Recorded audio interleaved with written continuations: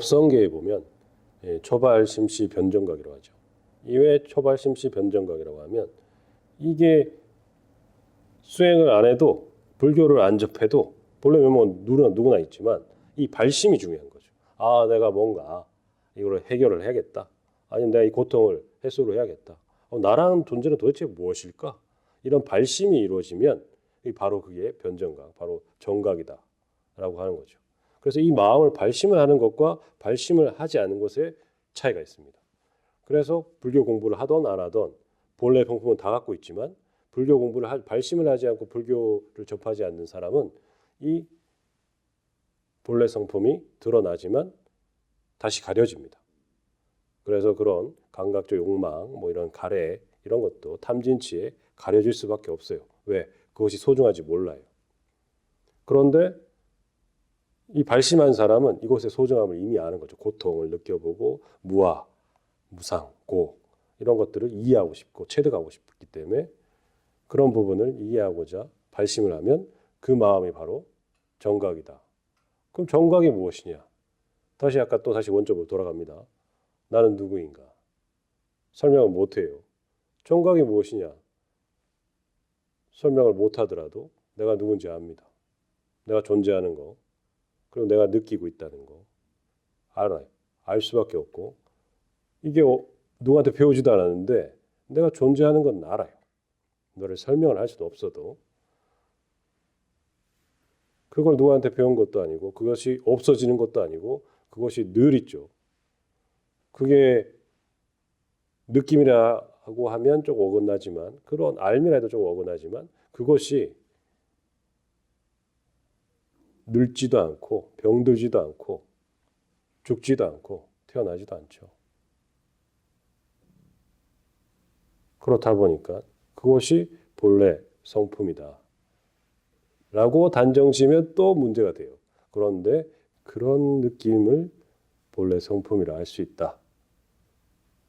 조금 이해를 우리 본래 성품하면 아주 막 이게 뭐 드러나지 않는 거라고 생각하지만 본래 성품은 늘 드러납니다.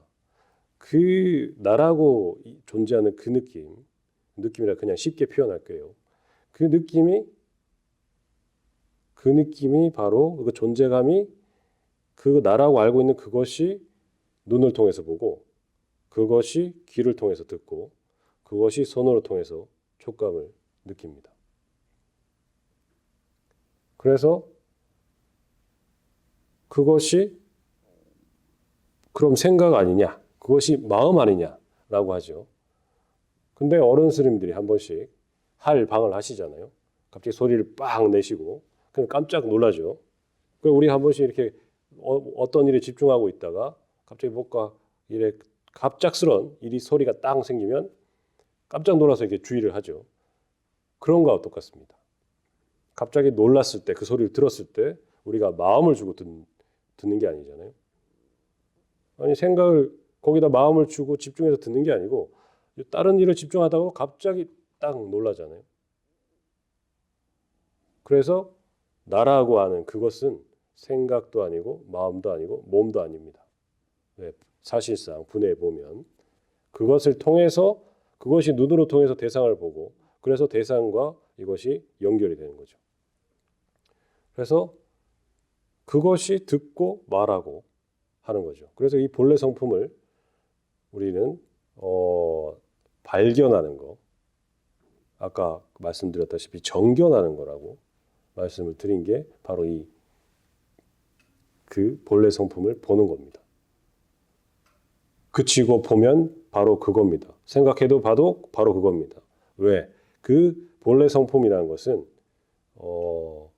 뭔가 기초라는 의미라고 생각하시면 좋을 것 같아요. 조금 더 이해를 돕자면 영화로 치면 스크린 같은 거예요. 스크린. 그래서 뭐라 설명을 할 수 없어요.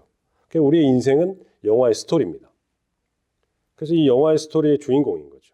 그래서 해피엔딩을 되기 위해서 그리고 아주 이제 만족스러운 주인공이 되기 위해서 우리 노력을 합니다. 그런데 이것은 말 그대로 영화 속의 스토리일 뿐이에요. 그래서 영화 속에서 나를 찾는 거는 참나가 아니에요. 왜? 그것은 우리가 뭐 말하는 아바타다 뭐 이런 말 많이 하잖아요. 그래서 뭐 그런 조건화된 나인 거예요. 그렇다 보니까 그 우리가 태어나면 철수, 영희 이렇게 이름을 붙여지잖아요. 그 철수의 인생을 사는 거죠. 영희의 인생을. 그 영화의 주인공으로 사는데 이 영화의 주인공으로 살다 보면 아무래도 이 영화의 해피엔딩 아주 이제 뭔가 이루어야 되니까 아주 힘든 거예요. 그렇다 보니까 이 영화를 비치는 이 본래 성품, 스크린 이것을 발견하는 것이 정견이라고 할 수 있습니다. 그럼 이 발견해서 무엇을 하냐? 아까 초발심 변정각, 이 번뇌 즉 보리, 이 모든 것이 똑같은 말인 게 이 베이스로 보면 똑같은 거예요. 이 베이스로 보면 그냥 여기에는 영화의 스토리일 뿐이에요. 그래서 이 베이스를 발견하면 이 베이스가 모든 걸 다 하기 때문에 이게 보고 듣고 느끼고 다 하기 때문에 이 베이스가 바로 무상 정등각, 안욕따라 삼막 삼보리라고 할 수 있습니다. 그 무상 위가 없는 일정한 평등한 깨침 바로 이거예요. 근데 이게 누구나 다 있잖아요. 누구나 다 있습니다. 그렇다 보니까 이것을 발견하면 이것을 또 참나라고 하는데 참나라고 표현하면 조금 문제가 될 수 있습니다. 왜? 이것도 나고 이것도 나니까 참나라고 하는 것보다 이 본래 성품, 원래 본성이라고 하는 게 더 좋을 것 같습니다. 그래서 이것을 알게 되면 아, 이것이 우리의 영화 속에서 내가 주인공으로 살았구나. 그래서 이 분리가 되면 뭐가 다르냐? 영화 속의 주인공으로 삽니다. 똑같이 살지만 끄달리진 않습니다. 그래서 어떤 누군가한테 너는 누구냐? 당신 누구세요? 라고 질문하면 다 똑같은 대답을 하죠.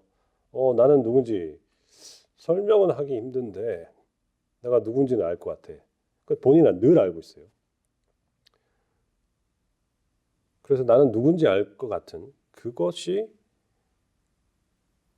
본래 성품이죠. 그래서 그것은 끄달려 가지 않는다는 거죠.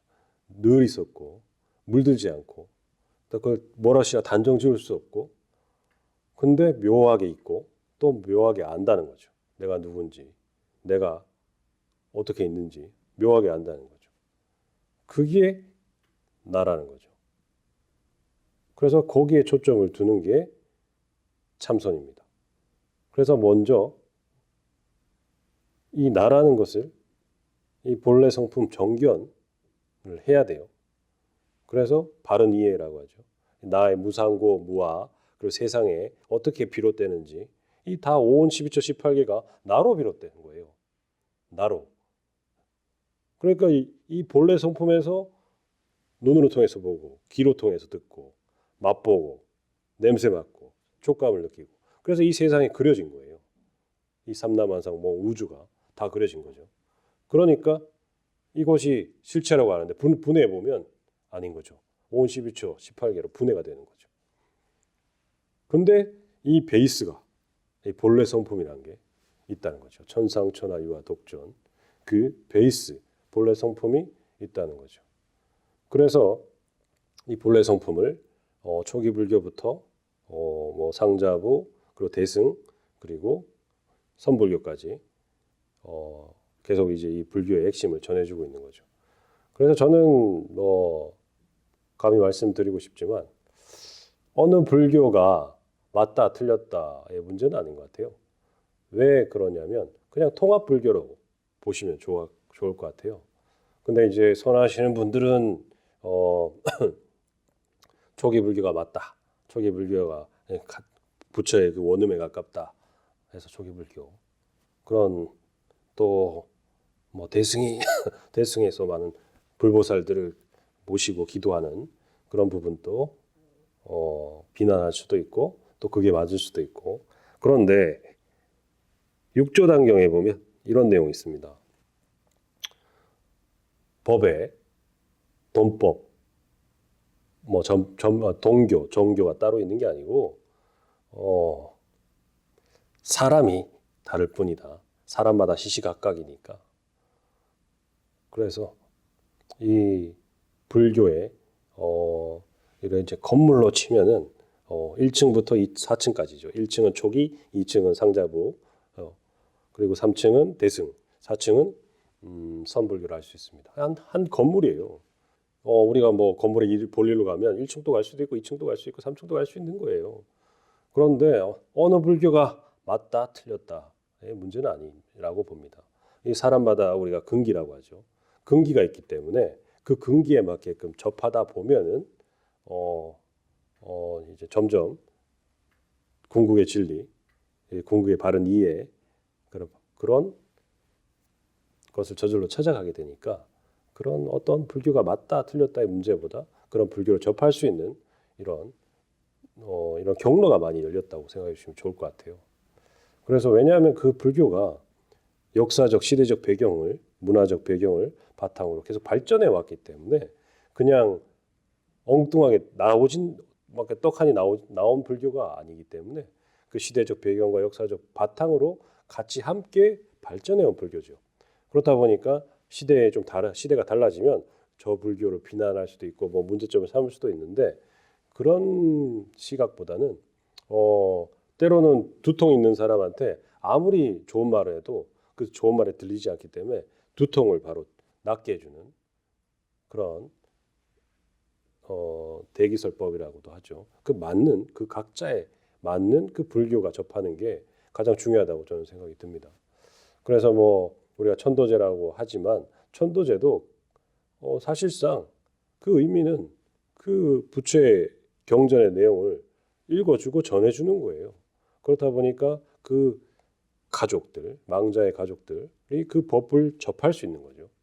그렇기 때문에 어느 불교가 맞다 틀렸다의 문제는 아닌 것 같고 어쨌거나 우리가 이 전법을 하기 위해서는 다양한 경로로 전법을 해야 되기 때문에 저는 초기 불교도 훌륭하고 상자부도 훌륭하고 대승도 훌륭하고 선불교도 훌륭하다고 생각이 듭니다.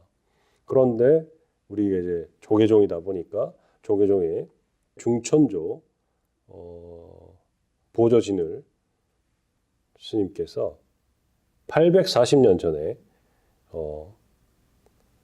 이민년 정월에 권수 정의 결사문을 말씀하셨죠. 그 결사를 하셨죠. 권수정의 정의 권하죠. 닦는 이 수행을 권한다 이거예요. 정의 그런 권하는 모임. 그러니까 이제 이민년 정월이 뭐 우연의 일치인지 모르겠지만 그 지금도 그 시대도 그 권수정의 결사문을 말한 배경의 이유가 말법 시대라고 했고 상법과 말법이라 그렇게 분별을 해왔고 또 이런 승려들은 많이 타락을 했고 또 이런 여러 가지 불교의 그런 문제들이 많았던 시대적 배경이었습니다. 840년 전도 840년이 지났는데도 똑같은 문제로 지금 큰 변화 없이 그러고 있죠. 그건 무엇일까요? 그것은 바로 우리가 말하는 불교의 윤회라고 하는 겁니다. 그 윤회의 증거죠. 840년 전에 보조진울께서 권수 정해를 결사문을 말한 것도 지금과 똑같은 문제예요. 말법 시대에 뭐 스님들이 타락했네, 뭐 그런 것들로 우리 권하는 거죠. 정해로 수행을 해야 된다. 그 840년 전에 이미 뭐 더 거슬러 갈 수도 있어요. 근데 이해를 돕고자 그렇다 보니까 이런 것들이 바로 윤회입니다. 그래서 우리가 윤회하면 아까 나를 뭐라고 했죠? 오온이라고 했잖아요. 이 조건화돼서 만들어진 거기 때문에 조건되어서 만들어지기 때문에 사실상 윤회는 있을 수 있지만 주체 윤회는 없습니다. 그래서 사람들이 윤회 없다라는 스님도 있고 윤회 있다라는 스님도 있는데 이 주체 윤회는 없어요. 주체. 이 주체가 돼서 내가 나라는 영혼이 다른 다음 생에 몸을 다시 받는 그런 윤회는 없습니다. 아까 제가 말씀드렸다시피 그런 주체 윤회가 있는 게 아니고 아까 840년 전에 그렇게 말했는데도 현재 똑같은 문제를 반복하고 있는 그런 업식의 윤회라는 거죠. 업식의 윤회는 있습니다. 그래서 그런 생사 문제를 또 분해해서 해결하는 게 12연기인 것이고, 그래서 우리는 이 불교를 접함으로써 이런 우리가 만들어낸 의식의 세계, 여기에서 자기 의식에 갇혀 있지 않고 불교의 깨달음, 깨침은 바로 이 의식을 깨트리는 거예요. 이 깨트리는 거를 어떻게 깨트리냐? 그런 분해해서 깨트리기도 하고 단박에 깨트리기도 하고, 그래서 그런 모든 부분을 가지고 있는 게 이 통합불교라 말씀을 드릴 수 있어요. 그래서 어느 불교든 맞다 틀렸다의 문제가 아니고 어쨌거나 이제 내 근기에 맞게 접하시면 좋은 것 같아요. 그래서 저는 그런 방법을 추천드리고 싶고, 저 또한 불교를 처음에는 관세음보살 정근이 너무 듣기 좋았어요. 뭐 특별한 불교에 대단한 취지가 있는 것도 아니고 그냥 그 듣기 좋아서, 단지 향 냄새가 좋아서, 그냥 절간이 편안해서 그렇게 이끌려 가서 불교를 알게 되고, 또 알게 되니까 내가 잘못 알고 있었던 부분, 오해했던 부분, 뭐 이런 것들이 많이 재정리가 됐던 거죠. 뭐 예를 들자면 뭐 스님들이 이렇게 점괘라고 하죠. 이런 것을 본다고 하는데, 저도 그때 출가 전에는 그게 다 스님들이 잘 보신다고 그렇게 알고 있었죠. 그런데 출가해 보니까 그런 걸 안 가르쳐줘요. 그런 게 가르쳐 주는 게 없습니다. 그러니까 사람들이, 스님들은 뭔가 점괘를 잘 볼 것이야 뭐 하는 그런 기존의 이미지 때문에, 인식 때문에 우리가 이제 어쨌거나 그거 물어보면 대답은 해줘야 되니까, 또 도움을 줘야 되니까 경에는 그런 내용이 없습니다. 그런데 이제 그냥 지엽적으로, 부차적으로 그냥 공부해 두는 거죠. 참고사항으로. 그런데 그건 경하고 전혀 상관은 없습니다. 그걸 그러니까 그런 오해들이 있다는 거죠. 그래서 출가를 해서 그런 오해가 줄고, 그 다음에 이제 초기로부터 이렇게 이해를 하는 건 결국은 고통의 소멸이라는 거죠. 고통의 발생의 구조와 소멸의 구조를 이해해가지고 이것을 없애는, 그래서 염오, 이욕, 해탈이라고 하죠. 근데 이 해탈을 또 해탈직견이라고 하는데, 해탈직견을 다시 또 다른 말로 보면 여실직견, 해탈직견. 이게 뭐냐? 여실, 그냥 같이 보는 거예요. 똑같이 반야라고 하죠. 아까 반야가 제가 다 똑같다고 했죠. 일체감. 그 여실직견, 이와 같이 본다는 거예요. 이와 같이 알고 본다. 그 내가 다시 질문합니다. 이 영상을 보시는 여러분은 누구십니까? 설명은 못 하시겠지만 알고는 계시잖아요. 내가 누군지 설명을 못 해요. 누구의 아들, 누구의 아빠라고 할 수는 있을지 몰라도 그건 본인을 설명하기엔 한정적이죠. 그리고 한 부분의 내용일 뿐이고, 그런데 그것을 알고 있는 무언가가 있죠. 내가 누군지, 내가 존재한다는 무언가가 있어요. 바로 그게 본래 성품이라 할 수 있습니다. 이해하기 쉽게, 발견하기 쉽게 말씀을 드린 거예요. 분명히 맞네. 스님 말이 맞는 것 같은데. 나는 설명을 할 수 없지만 뭔가 내가 존재하는 걸 느끼고 있어. 근데 이게 언제 있었지? 늘 있었네. 이게 그러고 보니까 여기 초점 맞춰보니까 이것이 늙지도 않고 병들지도 않구나. 이것이 아까 스님이 뭐 이것이 눈으로 통해서 본다 그러고 이것이 귀로 통해 듣는다고 하는데, 그런가? 한번 사유해 보시는 것도 나쁘지 않다고 생각이 듭니다. 그래서 이 정견이 아주 중요합니다. 그런데 정견을 이런 교학적인 이해도 좋지만 그 교학적인 이해를 해도 정견을 못하는 부분이 많습니다. 그럴 때는 아까도 말씀드렸다시피 아무 의미를 두지 마세요. 그냥 봅니다.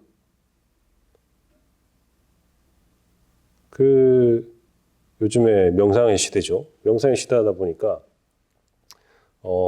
MBSR, 존 카바진의 MBSR, 그런 것도 마음 챙김으로 통해서 마음 챙김 기반으로 스트레스를 감소시키는 그걸 MBSR이라고 하는데 그것도 그 자세, 그 명상을 위한 마음 챙김을 위한 자세가 있습니다. 그 태도가 무엇이냐면 비판단, 그리고 초심, 수용, 인내, 그리고 애쓰지 않음, 뭐 이런 것들이 그 태도입니다. 다 불교적 태도죠. 이 MBSR이 저희 불교의 이빠사나 사마타를 이 종카바진이 숭사 스님 제자였는데 어떻게 이제 이빠사나 사마타를 이제 그런 정신적인 프로그램으로 개발을 해서 임상 실험을 거쳐서 그런 검증된 프로그램이 된 거죠. 그래서 다시 우리한테로 넘어왔죠. 그래서 아주 이 명상 기법이 아주 요즘에 많은 사람들이 명상을 하고 있죠. 그런데 아까도 그 태도를 말씀드렸다시피 이 명상을 하는데 이 종카바진의 MBSR이 죄송합니다. MBSR이 잘못된 게 아니고 이것을 배워서 실행하는 부분에 있어서 명상을 하는 부분에 있어서 모든 사람들이 조금 어려워하거나 빗나가는 경우가 있는데 이것은 아까 제가 말씀드렸다시피 이런 자세, 비판단, 초심, 인내, 수용, 애쓰지 않음 그리고 이런 자세들이 없기 때문이에요.